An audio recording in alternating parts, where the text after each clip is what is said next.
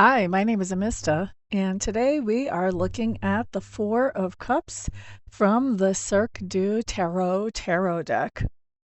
I think this is a really fascinating card because whenever you look at it, you've got this person who's actually in a canoe in the water with three empty cups near them and just sort of playing with the water. This is a card that talks about disappointment. Sometimes it's even kind of a pity party, but cups talks about emotions. So we see these empty cups that are, right next to this person in this canoe. And instead of the person filling those cups with the water that's outside the canoe, they're just sort of playing with the water with their fingers. And at the same time that they're doing that, they're not filling the cups that could be filled right next to them. There's also this trapeze artist flying above them, holding a cup that looks like it has some kind of substance in it. And so that cup is on offer. This person could be filling cups from the water around them, but they're not. They're not even looking up to see the cup that's on offer. And so, the cups talk about emotions. The cups that have water in them are satisfaction. They represent satisfaction and fulfillment and happiness and those kinds of emotions. This person can't even see those kinds of emotions, isn't even taking advantage of the idea of filling up those cups and bringing those emotions to themselves. To me, this card always, even the traditional version, has always screamed pity party to me, and this really does, even more so than some of the other Four of Cups that I've seen before. When we look at what the book that comes with this deck says, which is called Under the Big Top, they list ally meanings and challenger meanings of all of their cards. So for me, this would be like an upright meaning or a reversed meaning, although some people, don't work with upright or reverse. They still just sense, the ally or the challenger meaning. So anyway, for their ally meaning, what they say is this: have you ever hit a wall when nothing is necessarily wrong or bad? In fact, life can be going great, but all of a sudden, you just lose your energy. It is a time when your interest doesn't disappear, but your focus isn't where it should be, much like our performer in the boat. The energy is drawing their focus down to wading in the water, and they are more consumed with the ripples and reflections. It doesn't mean the new cup coming from above will be ignored.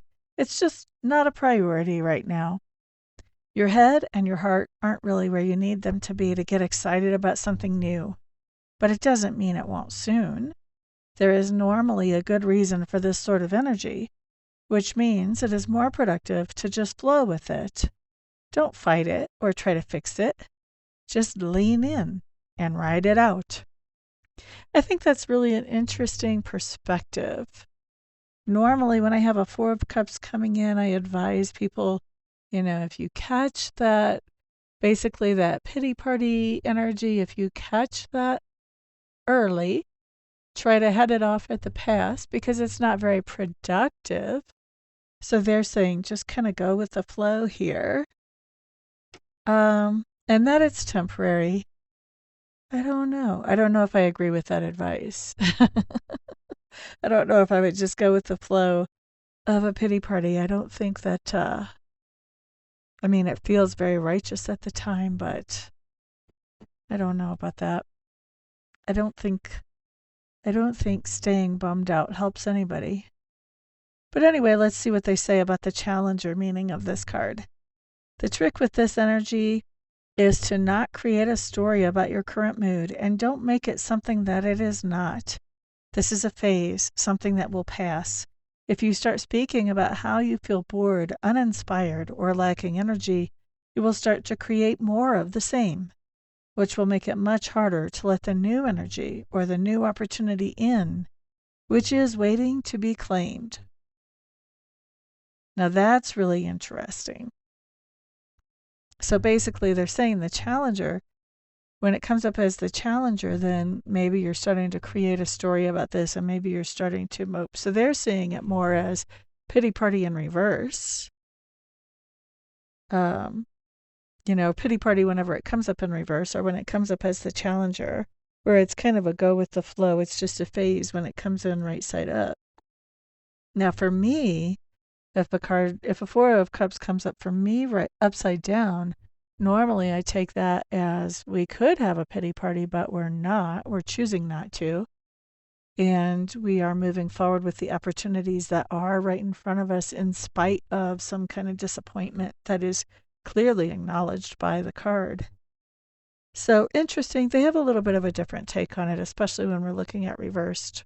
Either way, really, they have a different take on it. But you never know. That's the thing I love about having different decks and looking at meanings of different cards in each deck, is that it exposes me to other people's ideas about those cards. And because I read psychically, then even though I may have a set idea of what I would like to see that card as, when I have a client in front of me that really needs to hear another interpretation, it's always easier to grab that interpretation if I've been exposed to it before rather than if I have not. So I really do like being exposed to new ideas. Even if I don't necessarily agree with them, there might be a time when that idea is exactly the message that somebody across the table or across the camera from me needs to hear. So anyway, that's what we've got for this card. I hope you all are having a fantastic day, and I'll talk to you on the next video. Peace out.